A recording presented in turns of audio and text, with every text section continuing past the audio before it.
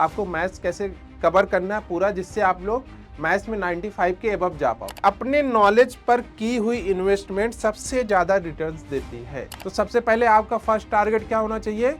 अर्धवार्षिक परीक्षा में अच्छे नंबर लाने। पीवाईक्यू बहुत इंपॉर्टेंट है। पीवाईक्यू से ही हमें पता चलता है कि जो हमारे दीर्घ उत्तरी वाले आ रहे हैं क्वेश्चंस, लॉन्ग आंसर टाइप के क्वेश्चंस आ रहे हैं, वो कहाँ से आ रहे हैं। प्रीवियस ईयर के कोई भी क्वेश्चन उठा लो, उसमें दीर्घ उत्तरी में आपको जरूर मिल जाएगा। XYZ की वैल्यू निकालो। हेलो बच्चा पार्टी, क्या हाल चाल? आई होप आप सब अच्छे होंगे और अपनी पढ़ाई जबरदस्त तरीके से कर रहे होंगे। जो बच्चे क्लास 12th में है, ठीक है, वो बच्चे अभी क्या देने वाले हैं? बोर्ड देने वाले हैं ना, फरवरी में। ठीक है, उन बच्चों का क्या होगा? बोर्ड होगा, क्योंकि स्कूल में पेपर होगा नहीं, उनका बोर्ड जाएगा। तो उन बच्चों को क्या क्या करना चाहिए, क्या क्या नहीं करना चाहिए, वो सारी चीजें आज हम लोग डिस्कस करेंगे। ठीक है, आपको मैथ्स कैसे पढ़ना है, क्लास 12th में अगर आप हैं तो आपको मैथ्स कैसे कवर करना है पूरा, जिससे आप लोग मैथ्स में 95 के अबव जा पाओ। ठीक है, तो आज का टॉपिक हमारा क्या है? How to study maths for class 12th। Class 12th के लिए हम लोग मैथ्स कैसे पढ़ें, ठीक है, ये आज का हमारा टॉपिक रहने वाला। तो स्टार्ट करते हैं। सबसे पहले आपको एक क्वेश्चन यहाँ पे दिख रहा होगा, जिसमें ये लिखा गया है कि अपने नॉलेज पर की हुई इन्वेस्टमेंट सबसे ज्यादा रिटर्न्स देती है।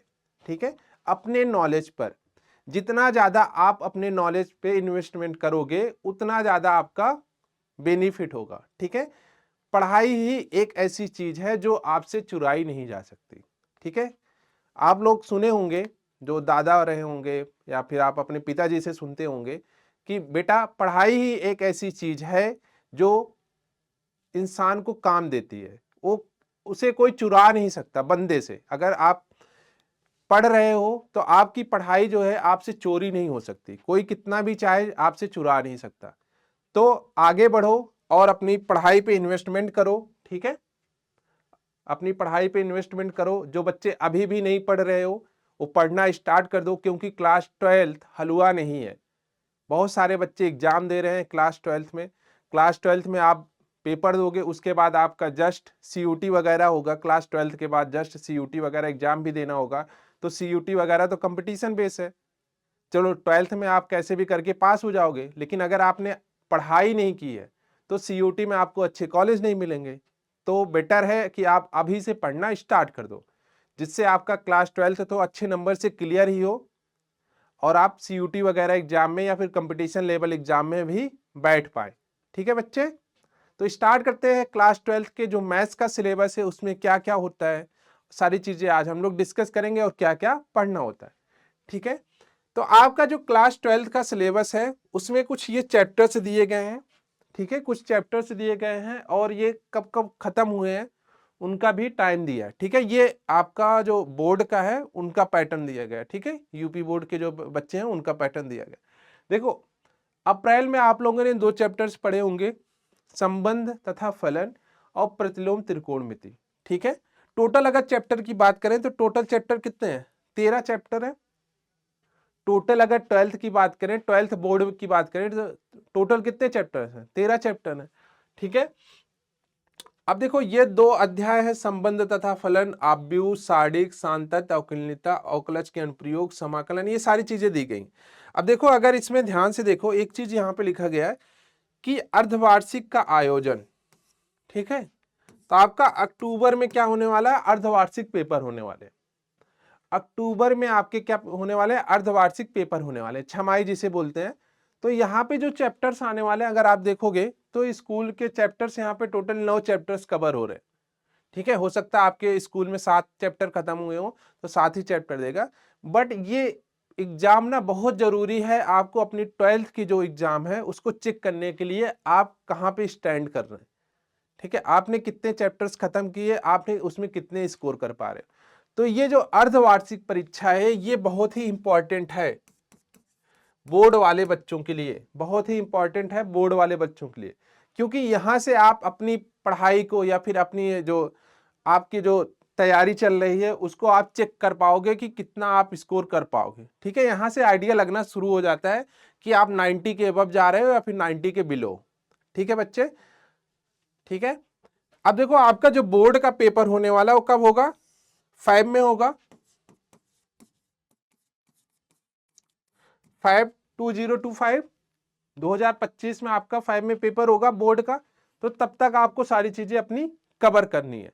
जितने भी बैकलॉग्स हैं, जो आपके टॉपिक्स छूट गए हैं, या फिर आप किसी कारण वजह से स्कूल नहीं जा पाए या फिर मिस कर दिए 1 हफ्ते 2 हफ्ते की क्लास, जो भी सारी दिक्कतें रही होंगी आप, तो अब उन सब चीजों को आपको क्या करना है, कवर अप करना है और कोशिश करना है कि आपको दिसंबर तक सारे सिलेबस के एक एक पॉइंट कवर हो जाने चाहिए।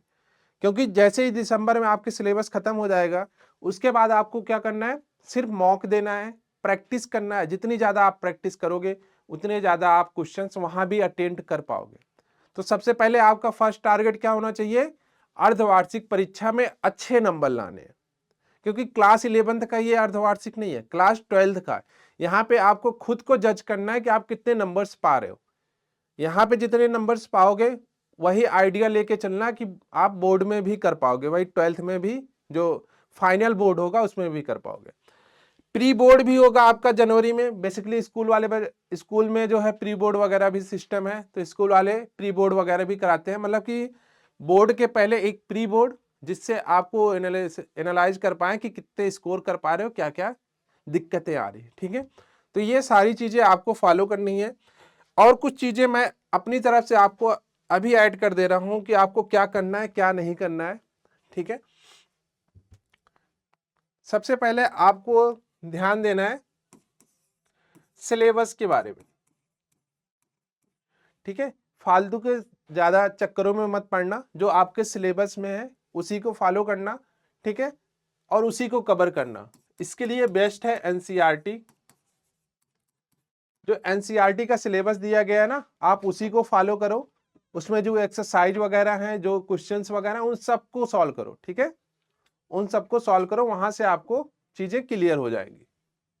दूसरा पॉइंट है कि आपको नोट्स बनाने हैं। ठीक है, क्योंकि देखो नोट्स इस वजह से बनाने हैं ना कि नोट्स ही आपके काम आने वाले हैं। अभी अगर आप प्रॉपर नहीं लिख रहे हो, अगर आप अभी प्रॉपर नहीं लिख रहे हो, तो बोर्ड की कॉपी में क्या लिखोगे। तो सिंपल सा लॉजिक ये है कि अभी से आप जो क्वेश्चन है, जो सब्जेक्टिव वाले क्वेश्चंस हैं, उनको प्रॉपर सॉल्व करना स्टार्ट कर दो। रफ पेज पे कहीं भी आप उनको प्रॉपर सॉल्व करना शुरू कर दो। क्योंकि अगर अभी आपकी आदत नहीं बनी, अगर हैबिट अभी नहीं बनी लिखने की, तो बोर्ड में भी नहीं बनेगी। तो कोशिश करो अभी से आप हैबिट बना लो। ठीक है, तो नोट्स बनाओ, प्रॉपर नोट्स बनाओ। ठीक है, थर्ड है आपका क्या, थर्ड आपका है शॉर्ट नोट्स वगैरह भी ले जा सकते हो। जैसे मैथ्स में तो आप शॉर्ट नोट्स ही यूज करोगे, क्योंकि मैथ्स में थ्योरी तो उतना लिखना नहीं होता है, मैथ्स में आपको क्वेश्चन ही बनाने होते हैं। तो शॉर्ट नोट्स के जो क्वेश्चन होंगे वो इंपॉर्टेंट ही क्वेश्चन होंगे। ठीक है, इंपॉर्टेंट क्वेश्चन होंगे, वही तो लेके जाओगे शॉर्ट नोट्स में। ठीक है, फोर्थ है आप प्रैक्टिस किया करो जितना ज्यादा हो सके। जब भी खाली बैठे रहो तो आप एक रफ शीट ले लो, एक रफ का पन्ना ले लो, उस पर आप क्वेश्चन बना लो। ठीक है, इंटीग्रेशन, डेफिनेट इंटीग्रेशन, ये सारे कौन कौन से भाई, समाकलन। समाकलन में दो पार्ट होते हैं ना, निश्चित और अनिश्चित। ठीक है, निश्चित और अनिश्चित। ठीक है, इंटीग्रेशन का क्वेश्चन बनाओ, अवकल समीकरण बनाओ। कितने प्यारे प्यारे से चैप्टर हैं आपके सिलेबस में। अवकल समीकरण,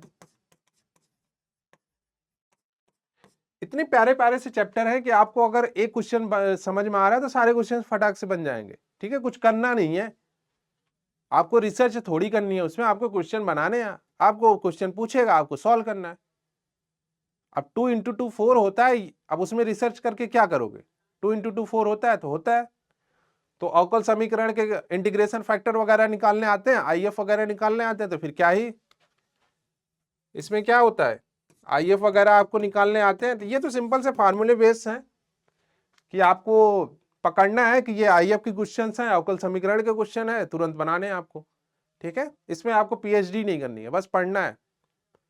ठीक है, उसके बाद आपको क्या करना है, पीवाईक्यू देखना है भाई, ये तो मस्ट है, ये बहुत इंपॉर्टेंट है पीवाईक्यू। पीवाईक्यू बहुत इंपॉर्टेंट है। पीवाईक्यू से ही हमें पता चलता है कि जो हमारे दीर्घ उत्तरी वाले आ रहे हैं क्वेश्चंस, लॉन्ग आंसर टाइप के क्वेश्चंस आ रहे हैं, वो कहां से आ रहे हैं। देखो लॉन्ग जो आंसर आते हैं ना, वो 2-3 चीज पकड़ के चलते हैं। ठीक है, लॉन्ग आंसर वाले जो क्वेश्चंस होते हैं 2-3 चीज पकड़ के चलते हैं। एक कौन सी, एक जो हम लोग डिटरमिनेंट्स में पढ़ते हैं, सारडिक में पढ़ते हैं, वहां से आएगा आपका। ठीक है, सारडिक में कौन सा, एक्स वाई जेड की वैल्यू निकालने के लिए आप कोई भी पीवाईक्यू उठा लो, प्रीवियस ईयर के कोई भी क्वेश्चन उठा लो, उसमें दीर्घ उत्तरी में आपको जरूर मिल जाएगा एक्स वाई जेड की वैल्यू निकालो। तीन इक्वेशन दी रहेगी।